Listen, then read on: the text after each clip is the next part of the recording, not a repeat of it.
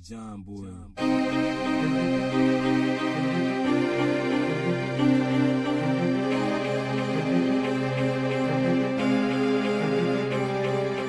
Lessons from the screen, what we mean is we go through different documentaries to tell you what they gon' do. Give you our lessons, give them our blessings. If they trash, we tell you there is no second guessing. Knowledge is power, but time is precious, and we're here to keep you from them lessons. So sit back as we groove, giving you the review, so you only spend time on the docs that you need to. Docs that you need to. Docs that you need to. Holla at your boy.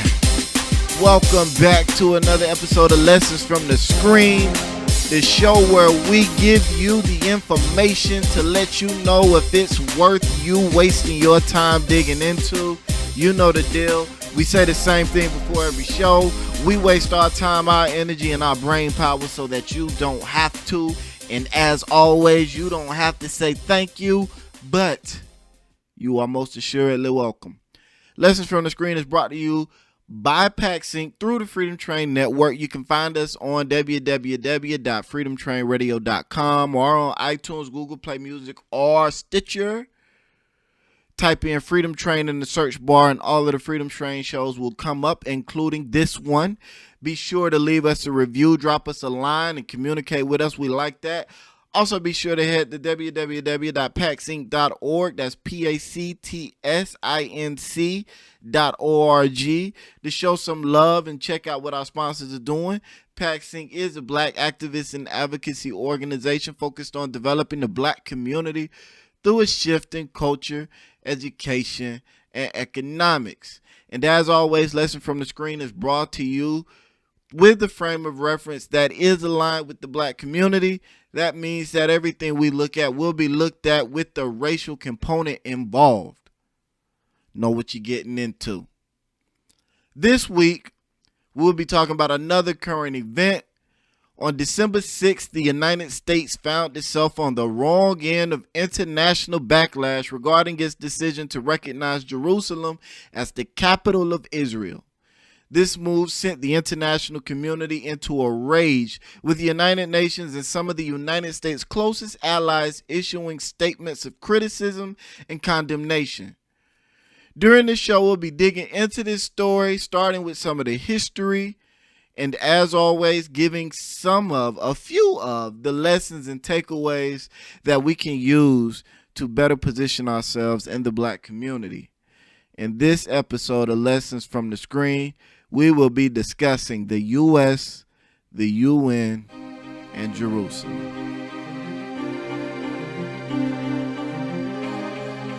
On December 6th, Trump recognized Jerusalem as the capital of Israel and began making plans to move the U.S. Embassy from Tel Aviv to Jerusalem.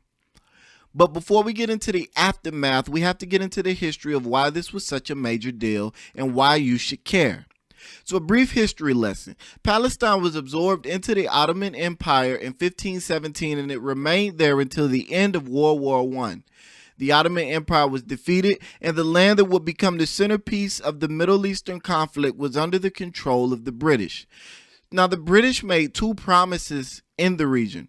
One was the McMahon-Hussein Correspondence of 1915, which was a promise to Hussein bin Ali, the Sharif of Mecca, through T.E. Lawrence, you know him as the main subject of Lawrence of Arabia, for an independent Arab country covering most of the Arab Middle East. But then 2 years later, a promise was made to create a Jewish national home in Palestine with the Balfour Declaration of 1917. From 1920 until 1948, the British governed the area under the British Mandate by the League of Nations. And during this time, many Jews began to migrate to the area for a lot of different reasons, but some speculate that this was caused by the Balfour Declaration's promise of a Jewish national home. And the number began to grow exponentially, leading to violence in the area between the Arabs and Jews and lots of lives being lost. Both sides saw not only each other as enemies, but they also saw the British as an enemy, which led both sides to attack not only each other, but the British. And in order to stop the violence, the British imposed a quota on the amount of Jews that could enter Palestine in a year, and also limited the amount of Jews that could purchase land in Palestine. But this only served to make matters worse, as the Jews felt betrayed by the quota, and the Arabs saw little enforcement of the quota.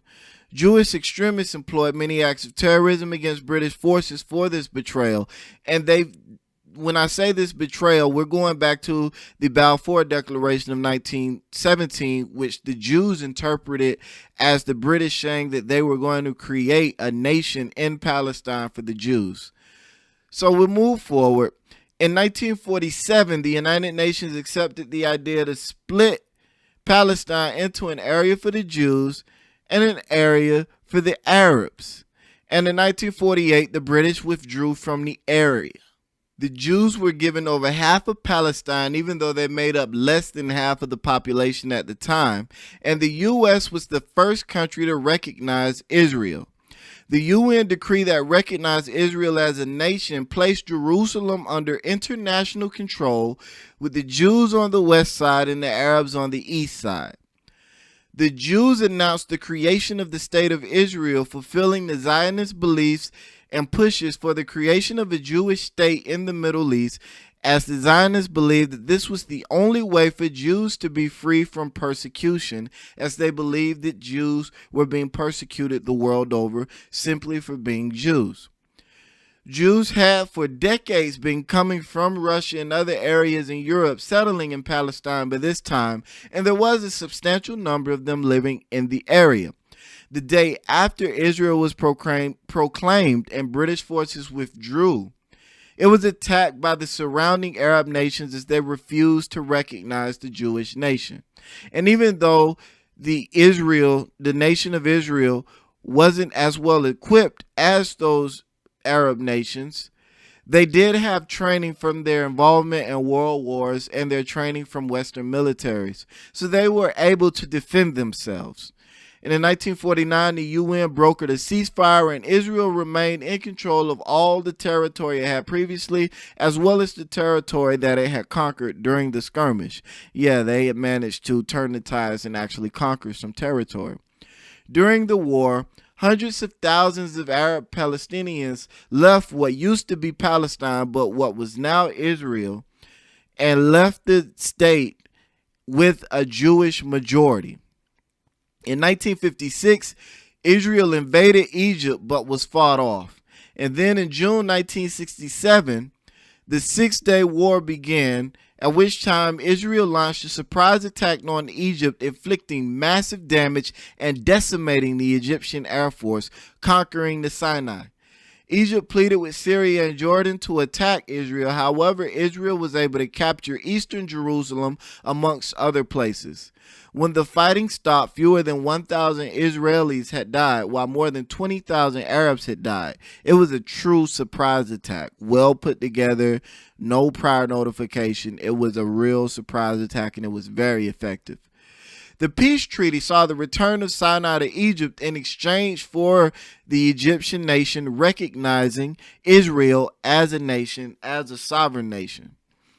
With the capturing of East Jerusalem, however, during the Six-Day War, if you remember, Jerusalem was split in half, with the Jewish people being given the western side and the Arabs being given the eastern side. So during the Six-Day War, they captured eastern Jerusalem, also known as the Old City, and this was seen as an illegal act by the United Nations. Jerusalem was supposed to be international territory, and it was split up to maintain the peace and one day create a two-state stable nation, a two-state stable solution in the area. And by two-state, we mean a nation for Israel and a nation for Palestine and the Arabs that were in the area. But when they conquered eastern Jerusalem, it was an illegal act recognized by the United Nations as such, which saw Israel being condemned by the United Nations. This caused virtually all nations to remove their embassies from Jerusalem and to the second largest city in Israel, which was Tel Aviv, and to refuse to recognize Jerusalem as being the capital of Israel. Bill Clinton and George Bush ran on a campaign of moving the U.S. Embassy to Jerusalem, but once they were elected, they quickly changed their stances. And even in 1995, Congress passed the Jerusalem Embassy Act to relocate the embassy to Jerusalem, but they attached a 6-month presidential waiver to it that has been utilized every 6 months by every president since it was issued. So this basically means they said, hey, we want to move our embassy from Tel Aviv to Jerusalem, but we're also going to attach the stipulation that presidents can push this decision back 6 months, 6 months increments. And every president has pretty much done that without exception, without fail, almost as a matter of exercise since 1995. The refusal to recognize Jerusalem as the capital of Israel has become universal policy in the UN and is seen as a critical part of the peace process as the Arabs view Eastern Jerusalem as the capital of a future Palestinian state. So the Israelis, the Jews and the Israelis view all of Jerusalem as the capital of Israel, and the Palestinians, the Arabs, view Eastern Jerusalem as the capital of a future Palestinian state, a state that was theirs prior to all of the interactions from all of the other people. Moving in, and I will say this at this juncture, is not to say that Palestine has always been under the control of the Arab Palestinians, because if we go back far enough, hundreds and hundreds and hundreds of years, we do find that it did have a period of time even prior to the Palestinian Arabs being there where it was under Jewish control. So the area has kind of flip-flopped a lot over time. So now that you've gotten a little bit of that history, that should put things into a little bit more perspective, context, when we go back to the December 6th announcement of Trump recognizing Jerusalem as the capital of the Israeli state. And it should also put some context on the United Nations response, which was virtually unanimous condemnation of Donald Trump and of the United States, with virtually the only country speaking proudly and standing up for the United States being Israel itself. Even some of America's closest allies, such as France and the UK, have issued strong statements against the U.S. And the UN has actually issued a non-binding agreement to avoid moving embassies to Jerusalem. So they've tried to take steps to counteract this, but we have to say that it's non-binding because countries can essentially do what they want. Now, the interesting component comes in what happened next as well. The UN Security Council, which is largely considered to be the most powerful arm in the UN, and the resolutions that come from the UN Security Council actually carry more weight than the resolutions that come from the UN General Assembly, which is where that non-binding agreement that I mentioned earlier came from, the General Assembly. But the Security Council also prepared to condemn the U.S. for the move and to release a statement. However, the U.S. used its veto power to cancel the resolution. The United States is one of 5 nations in the UN, in the Security Council, with veto power. It actually would not join the UN unless it was given veto power. Those 5 nations are China, France, the UK, the US, and Russia. And the only country to use veto more than the US is